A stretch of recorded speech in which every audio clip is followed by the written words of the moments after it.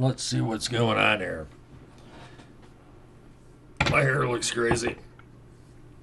Well, hello again, YouTube. It's been quite a while since I've made any kind of videos for YouTube regarding UFOs or anything else. And that's because I'm old and tired, and I'm in a lot of pain right now. Been to the hospital twice in the last 5 days, and they've determined they think that I've got the beginnings of a hernia in my abdomen. And also a preluxated rib, which means your rib is kind of basically I'm in pain, and I'm taking some sort of pain pill. So I'm in terrific shape to make a video, but yeah, this is going to be kind of short. I just want to direct people to this mini documentary that was made by a college film crew that features myself and a young guy named Alex, who I've mentioned before. And for anybody that's been following along, you know that in 1994, during a big UFO flap here in Michigan, I was driving down US 23 about 3 or 4 miles south of Flint, Michigan, and 125 foot in the air was this gigantic, or this mammoth, silent triangular UFO. It was like 200 foot on each side, and it was just to the right of the southbound lanes. It had white lights on the tips, and the nearest white light was right pretty much above my head, so it was just right there. I could have damn near hit it with a rock, and the same thing happened to Alex on a different year. In fact, since 94, when this happened to me, in the intervening years, I have come across about 8 or 9 people who have had the same experience at either the same spot exactly, the same grove of trees where this thing was sitting, or within a 1 mile radius, which is very bizarre, very bizarre. Yeah, of course, just my luck. Not only would I have a UFO sighting, but it would be close up and have these really bizarre features where, you know, over a span of decades, I've come across a number of people who have seen what appears to be the same UFO, an identical UFO at like the same spot exactly as me, or within a 1 mile radius. It's just crazy. I've never heard of anything like this. So this film crew from Calvin College in Grand Rapids, Michigan, chose to make this little mini documentary about UFOs. It's actually kind of I think it was a class project, thing they had to do. And I was kind of surprised that they chose the subject of UFOs because Calvin College is affiliated with the church. It's a Christian college and pretty conservative. And why they decided to do this, I don't know. I guess they're curious, and I don't know what they believe in. That they said they don't know what to believe, but they chose this subject. So they did a really, really nice job. The cinematography is nice. They've got original music and drone footage, and they just did a really, really nice job of this whole thing. And by the way, the reason that I'm making this video specifically, even though I feel like hell, is number one, obviously, this was a watershed event in my life. It was really a life-altering event. I've had some subsequent events that were pretty odd. And, I didn't follow this stuff. I didn't believe in it. You know all that stuff.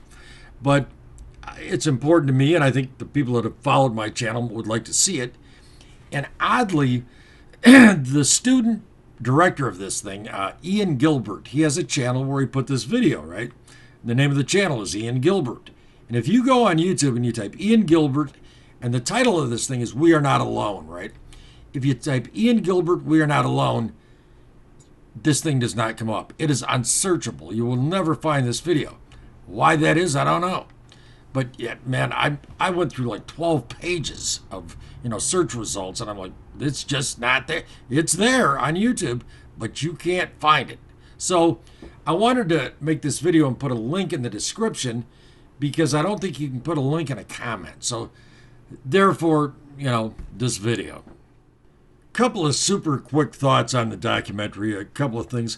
I wish they would have touched upon the fact that on the morning that I saw this thing, 2 of my female coworkers who were carpooling to work showed up an hour late for work, kind of dazed and confused, didn't know why they were late, and over the course of a few days, recovered these memories. They swore they were abducted by aliens. And these were 2 very devoutly religious Southern Baptist ladies, one of whom was my best friend at work, and she sang in a gospel quartet till the day she died. Rest in peace, Carolyn. She was a sweetheart. And this really, really traumatized them, and I believe them. Oddly, according to MUFON, the identical thing happened to two other women carpooling to another factory at the same spot 6 hours before. So, I mean, when I was interviewed by the film crew, I told them about this stuff passionately. I was really tired that day too, and I was kind of babbling. I think they thought I was nuts, but they saw fit to not include that, and I can understand that. That's kind of a bridge too far. Even I know people that have seen UFOs close up, and they do not believe in alien abduction. I'm kind of shafted. I mean, I got an earful from my friend as she cried, and it really, really messed her up. And so, I believe in that stuff. I don't believe in anything. I have evidence in my life that this stuff is real. The UFO thing, forget it. But, they didn't go there. And Alex introduced, he had found a report from someone else that had seen a triangle right in that area, right? And he introduced some materials that I might have skipped. I'm actually glad now that he did what he did. He did a great job in this thing. And we found a couple of reports from people. We were on the New Fork website, which is a UFO reporting center. And he found this report. This guy saw the same kind of craft. Sounds like the same craft, the same area. Only the guy swears he saw aliens, and there's some drawings.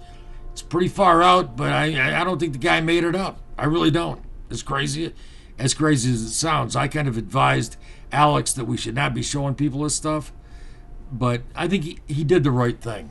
I know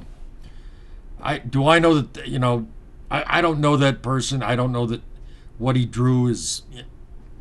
I don't think it's a hoax, but that's just what I suspect. I don't believe anything. I don't know anything.